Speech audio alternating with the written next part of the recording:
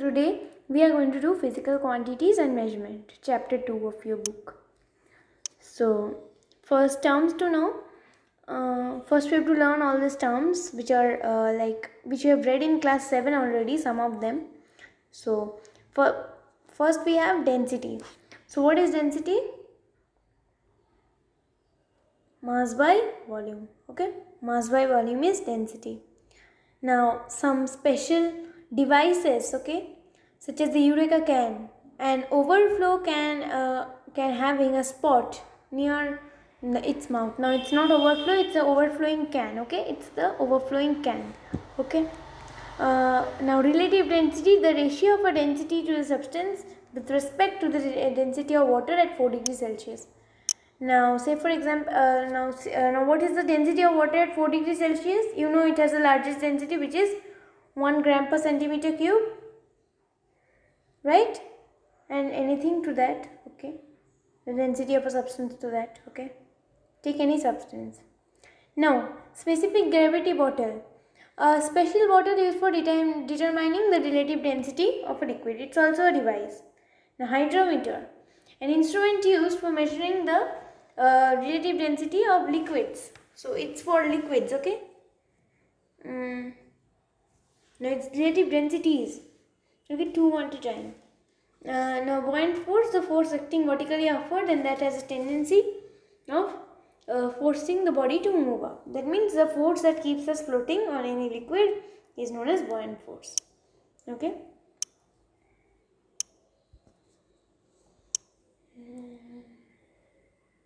Now at a glance,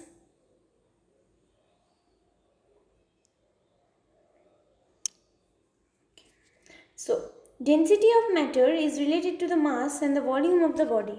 What is happening? So how it is related? Density is equal to mass by volume. So how is it related to mass? It is directly proportional to mass and inversely proportional to volume. So the density of a substance is defined as mass per unit volume.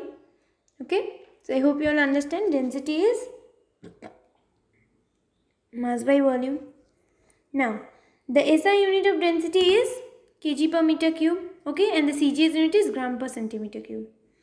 Now a small equation written over here: 1 gram per centimeter cube equal to 1000 kg per meter cube. Okay.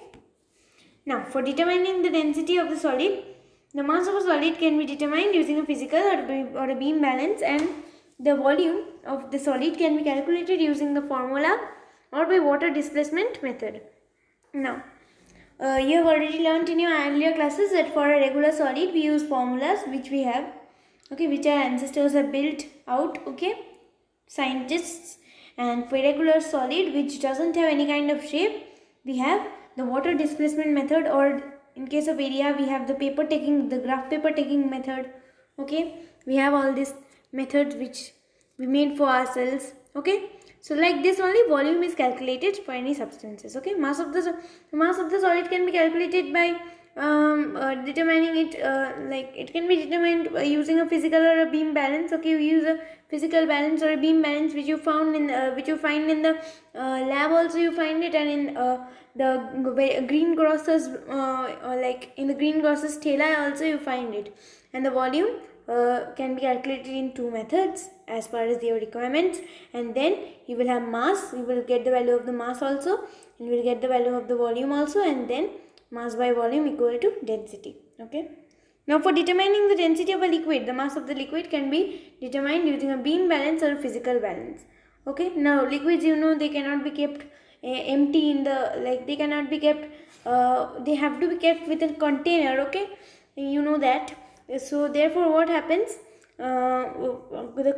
first the empty container is measured, then the container using the liquid is measured, and then both are subtracted, and then therefore you get the exact mass of the liquid.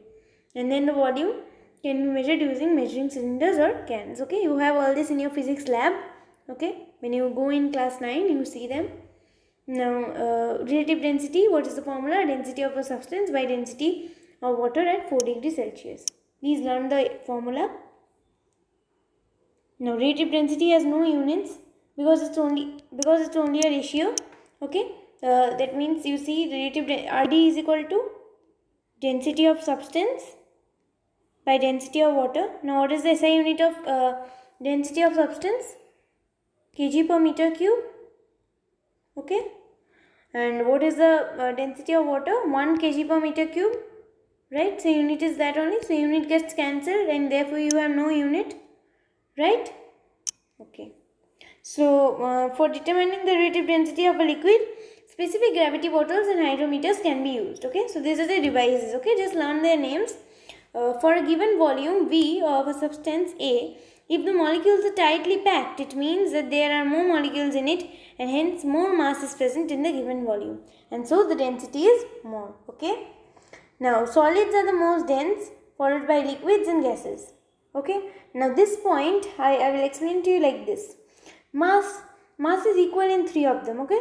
But volume, what is the solids having minimum volume, and you all know the density is inversely proportional to volume. That's why solids are more dense. Next comes liquid, then comes gas. Okay, gas is the minimum. Gas is the maximum volume, so the minimum density. Okay, a substance with relative density greater than 1 implies that it is heavier than water and therefore it sinks in it. Now relative density is mainly for the purpose of flotation. Okay. Now if the relative density is greater than 1, then it will sink in it. Now suppose the relative density of relative density of iron is greater than water but lesser than mercury, so it will float in water, float in mercury, sink in water. Okay, like this. So a substance with relative density less than 1 implies that it is lighter than water and therefore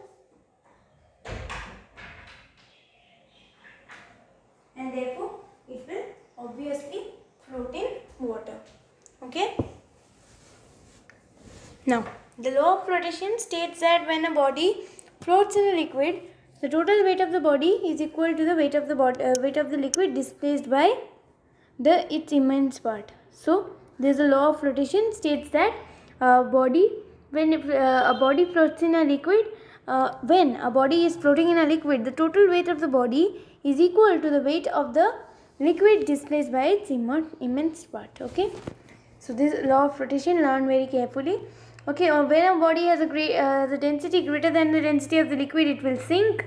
Okay, when a body has density equal or less than the liquid, it will float. Okay, now they are not giving you the right statement. I am telling you. From now, if you want to know the correct thing, then I am telling you when a body is when the density is equal to the density of the substance in which it is floating, then it's partly floating. Okay, suppose you have water like this. Okay, I'll show you. Wait.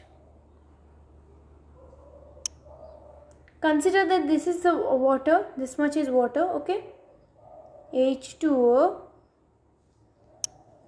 and then you consider that this block is equally it's equal in water also. Now it will come like this. Only the head will float, rest will be sink. Okay. Okay. Now infographs.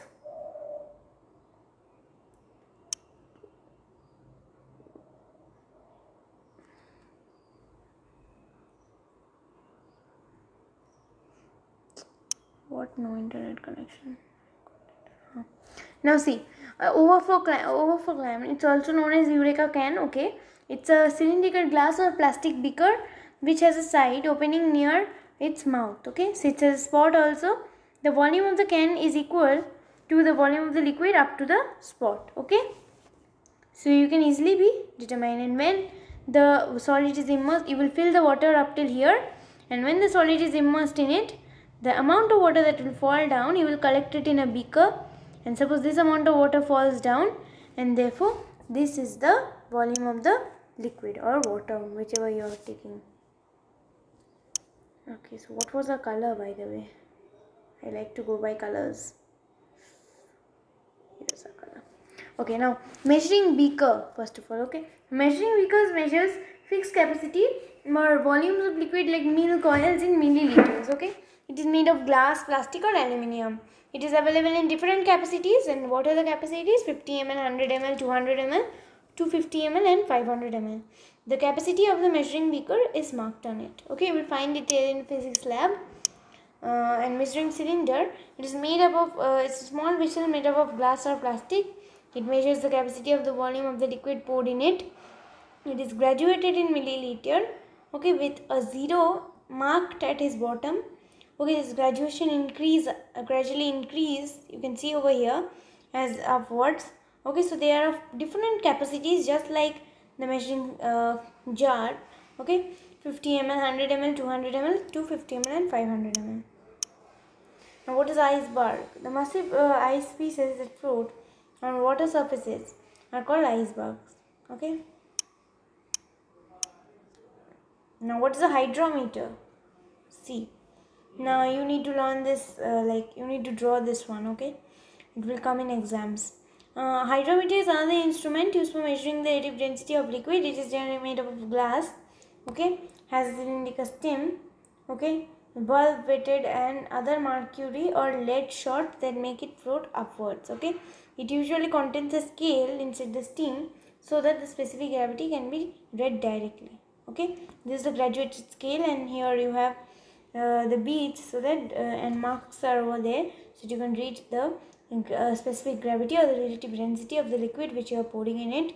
Hollow glass body to keep the liquid, and the weight to keep the hydrometer upright. Okay, RD bottle or cyanometer. Okay, so the relative density of a liquid can be determined with the help of a special bottle called specific gravity bottle or relative density bottle or cyanometer. The cyanometer spelling learn very carefully. Capillary tube is over there, stopper is over there. Okay, all these things are over there. You will pour the liquid, and the excess amount of liquid will come out through the capillary tube, and the liquid which comes out is known as the relative density of the liquid. Okay, hydrometer is mode of use. Okay, so this was our video, and thank you for watching. Goodbye.